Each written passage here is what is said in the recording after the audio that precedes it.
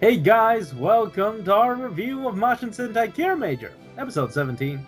As always, I'm your host, Frozen Stratos. Here with me today we have... Cinder Blaze. My dude, welcome back. But before we get started, just wanted to mention once again that there are still links in the description down below to how you can help support the Black Lives Matter movement by donating money, signing petitions, whatever you do, as long as you do it, it absolutely helps. But with that said, let's dive into our thoughts about this episode, and then your guys' thoughts, and then we will see if Alex can get a hold of his camera. Are you okay? It was jiggling a little bit. Fantastic. All right. Speaking of jiggling, I have no transition. This was a good episode. I mean, that would have worked for last week's episode. There's a lot of jiggle going on. Yeah. But this week it was more of a I don't know. It was a yellow centric, like yellow was prominently featured, but I wouldn't quite say it was fully a yellow episode because we didn't learn too much about him. We more so learned, I guess, about the team through him, just because, you know, once he convened with all of them and sort of discussed what they wanted to do about Silver's treasure hunt, they were all of the same mind. Yeah, we got to help him. You know, we have to make him shine as brightly as possible. And we even saw Green echo that sentiment last week when she tried to help him with the marshmallow stuff. So it was really nice to see, once again, like, just the whole team rallying behind him and him using that, and Silver using that to sort of, you know, add himself to the team a bit more. Yeah, it kind of feels like he's a little needy right now because out of all the Rangers, I mean, it is somewhat in his debut period, so of course he's gonna have to like touch base with every single person on the team. Yeah. But in this episode, I felt like the chemistry between Silver and Yellow wasn't like too great, just because they're kind of like going over stuff we've already done before with like Green, so it wasn't like much in addition to the team dynamic that we learned about this episode. I feel just like reinforcing it a little bit more, but I guess they just wanted to do the whole gaming shtick with Yellow a little bit. But even then, like the whack-a-mole thing was just kind of like, let's just give him a new weapon because of this whack-a-mole thing. And I like the weapon, so I'm fine with this episode in providing Yellow somewhat of a power-up, you know? Like, I don't think we've got one of those since, like, Blue thought up of, like, that freaking sword attack. So I guess so. I mean, yeah, I suppose that would be the closest. We also got to see that he was able to combine the sword and the gun together.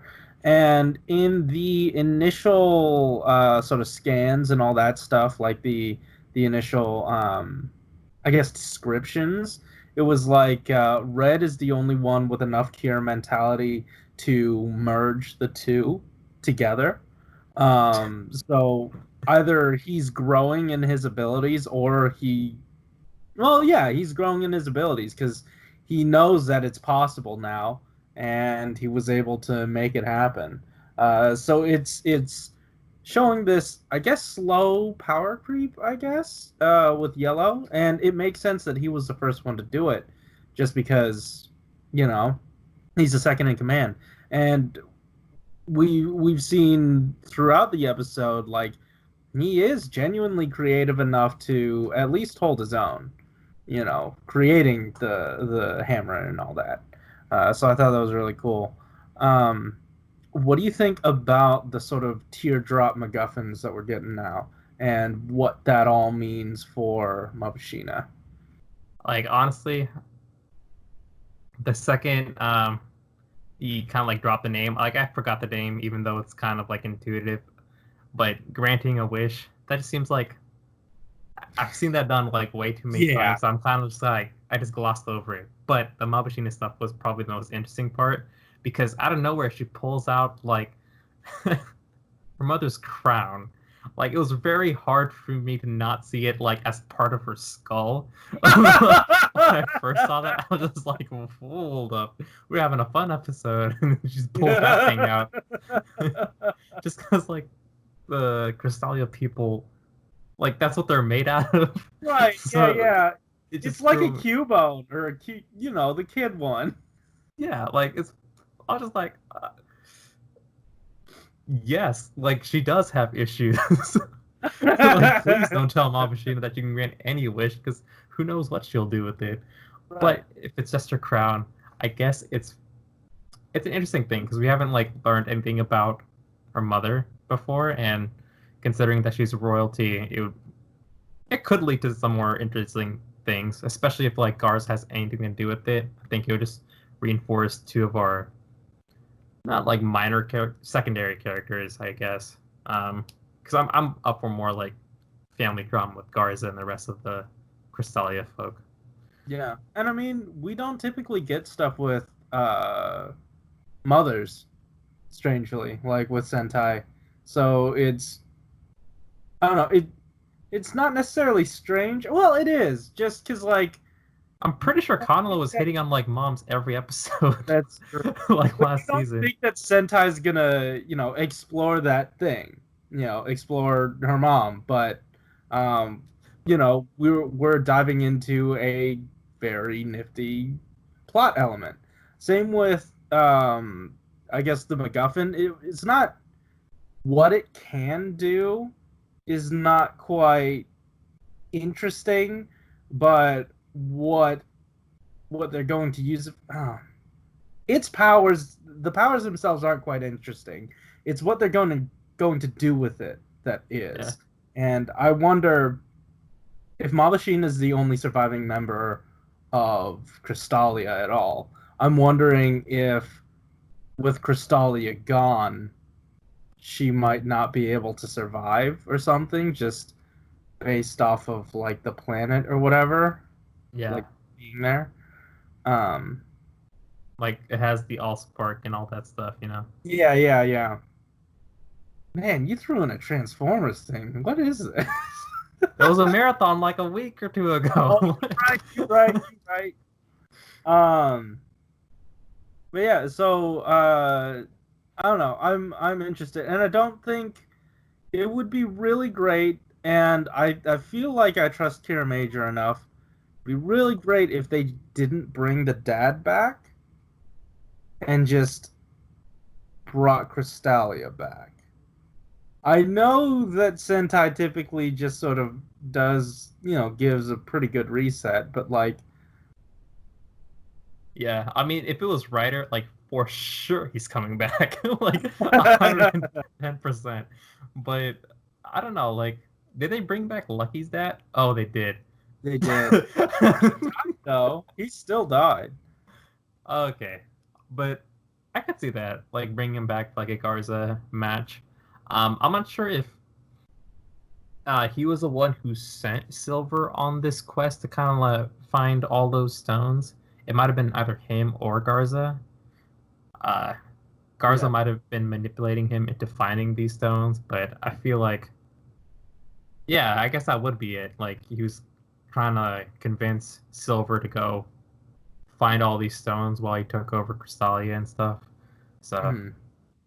who knows? Who knows where they're gonna take that stuff? Yeah, I mean, and like, he obviously left for this journey before he knew Crystalia was gonna die, right? Yeah, So maybe it's an issue that Mabushina has, irregardless of, you know, Crystalia. Like that's why he'd been searching for it. Like yeah. he was so cold to her about it. So maybe it isn't, bringing back Crystalia. Maybe she is dying from something Or else, maybe, decaying. or maybe just to bring back the mother. You know, like that could be like a simple enough reason for him to, Potentially. yeah. Especially if she cares about the mother that much and is kind of like always keeping her crown around. And Especially then with like all the we talk telepathy about that's this going on. episodes in. What's up? and then only talk about her 17 episodes in. Oh yeah. uh, yeah, I don't know. Do you have anything else before we hop into these comments? No. All right, cool. Let's do that then. All right. Let's see. So the first comment of the night is not on the Soda Pop channel, so I should probably open the Go Mango channel. Oh man, we have 4 comments. Yeah, I saw a bunch of them popping up earlier. All right, so Andy L says, "Wow, this episode is full of everything. The first, the humor surprisingly hit me hard, and Sayo's unintentionally girlfriend mad face keeps me laughing. Second, that poor prop hammer. The first shot is pretty clean and nice looking, while at the end of the game, the hammer looks like It's all messed up. yeah, it is destroyed." But there are some weird plot points about the game, like Takamichi didn't get trap in the card, and how Tametomo deflect the poison. That was weird. I didn't even know where this poison even came out from. I was just like, whatever. They can do whatever BS they wanted to explain it, because I wasn't really paying attention to that plot, to be honest. Like still that funny. was dumb. I didn't expect the I am the mecha transformation and the glowing effect that Drill John is just damn good looking. Lastly, about the reveal, cannot say I'm surprised he's doing it for someone else, but the Queen, that's I'm very interested about the whole story of the family. Yeah, it looks pretty interesting. Okay, that reminds me of something. I didn't like the mecha. It looked kind of dumb. It looked like it couldn't move. I'm sorry, sir. You're incorrect. I thought it looked like it was suffering. Like it was like a bunch of like clunky, like the weight was kind of like all over the place. I was like, it didn't click with me. That's all I'm gonna say. Fine. It clicked with Takamichi, so that's all that matters. All right. Next comment comes from Dustin Smith, who says, "A heck of a lot. Man, 17 episodes in and still going strong. I like the Yellowstone hammer. I wonder if we'll see more of it in the future. I'm definitely quite intrigued about the bombshell Takamichi dropped at the end of the episode that indicates that Mabushina could get turned evil later in the series." Oh. I'm more concerned about Takamichi being the evil one, considering he was injected with evil this episode. Yeah, his stripe went from silver to black. Let's see. Having Takamichi turning into a Kirame stone to power his mecha definitely got me off guard, because I was under the impression that the stone on the grandfather clock would give sapience to his mecha. But that's pretty unique, I will say. The Whack-A-Mole Marsk was an interesting choice that surprisingly complemented the scene decently well. The only thing I don't get about him is the turning losers of the game into cards. Why not losers get turned into prize tickets, since it seems the whole theme is of an arcade whack-a-mole game? What do cards have to do with whack-a-mole? Are they supposed to be like token cards that some arcades have? Is there something with Japan's arcades where you get cards as prizes if you win the game? Let me know. Fun No, fact: just an easy thing to trap people in. Like villains in Japan are like experienced in trapping people into cards. Genuinely, I don't think about it that hard. Fun fact: it says on Ranger Wiki that the face of the Whack-A-Mole Marsk apparently takes inspiration from Diglett from Pokemon. You don't say.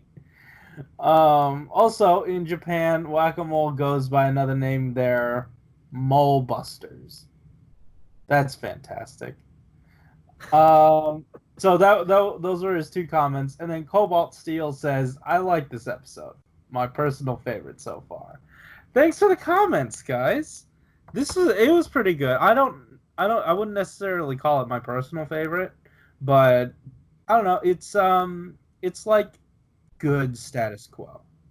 It's like really good status quo, because I feel like the status quo of the show currently is that, while you still do a little bit of fillery stuff, you get the extra plot development, like a little bit of it, just enough, and having it be the whole crux of the episode, or having the reveal of the goal being so important.